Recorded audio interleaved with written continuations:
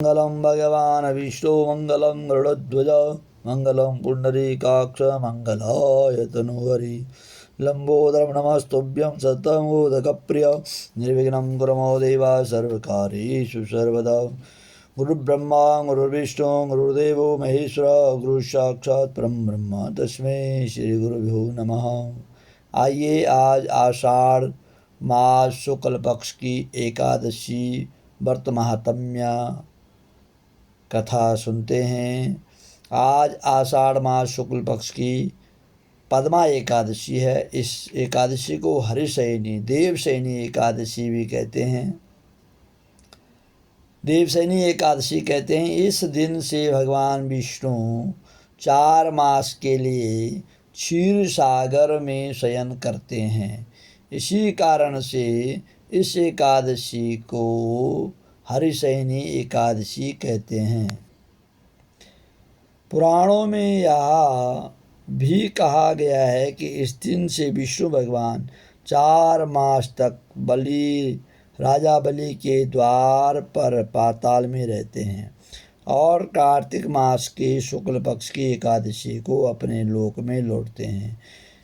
इन 4 महीनों में भगवान विष्णु ने क्षीर सागर में शयन अथवा पाताल में निवास करने कारण ही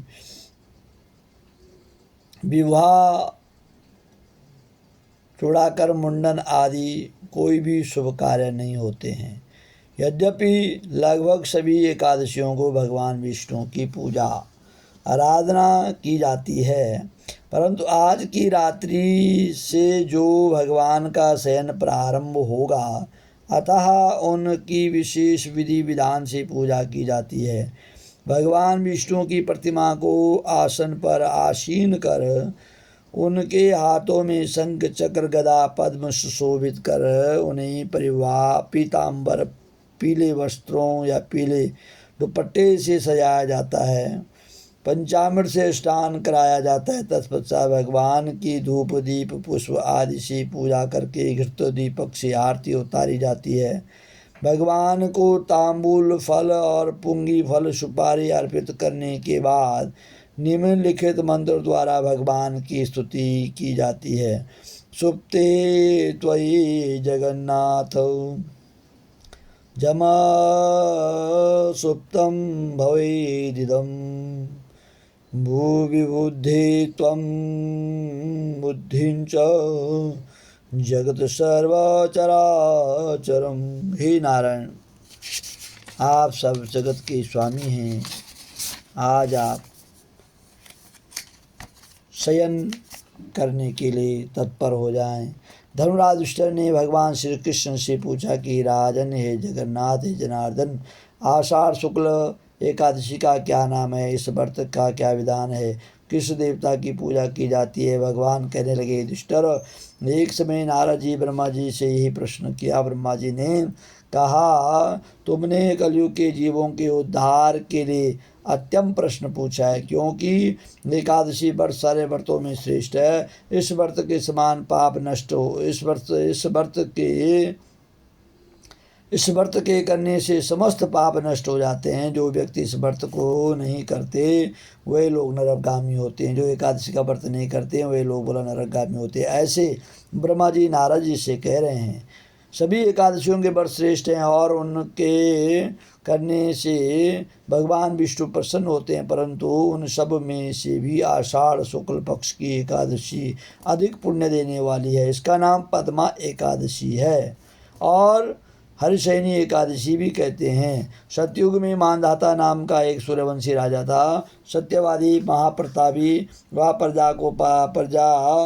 अपनी प्रजा को पुत्र के समान उनका पालन पोषण करता।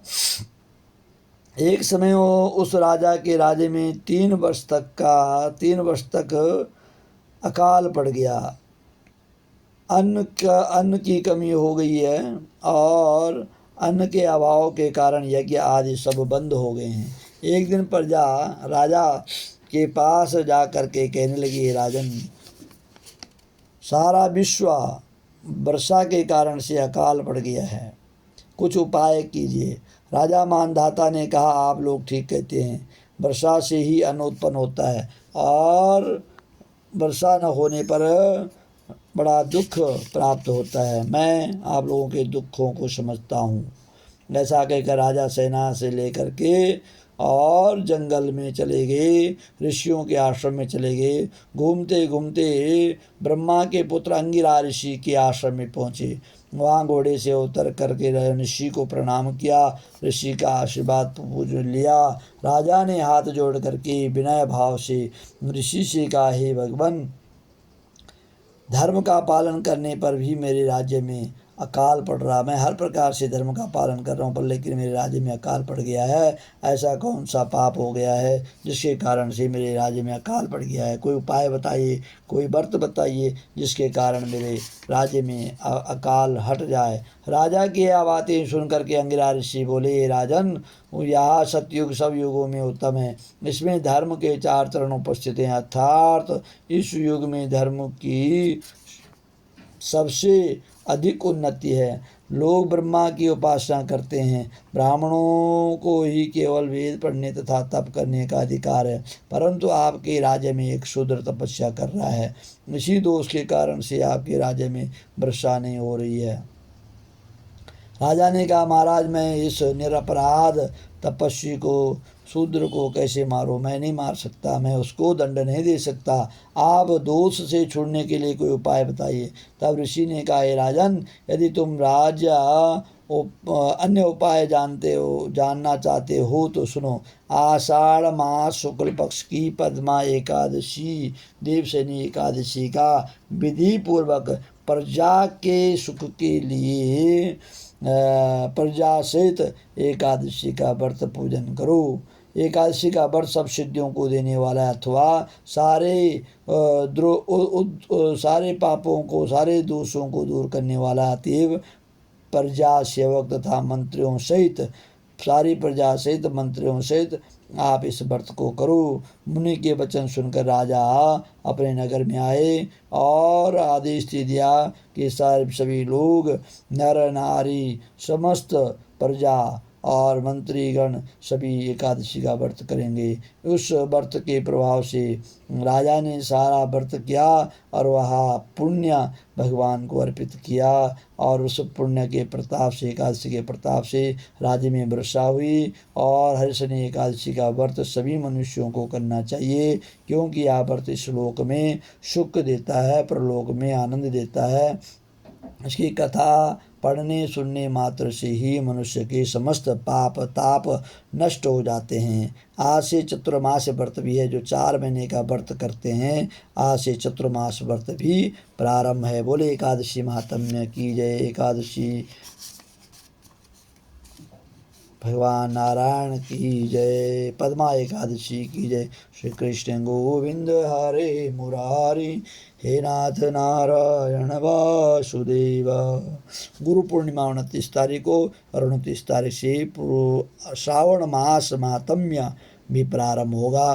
तो हम कोशिश करेंगे कि श्रावण महात्म्य सुनने का प्रयास, सुनाने का प्रयास करेंगे। बोले श्रावण मास की जय। हर हर महादेव।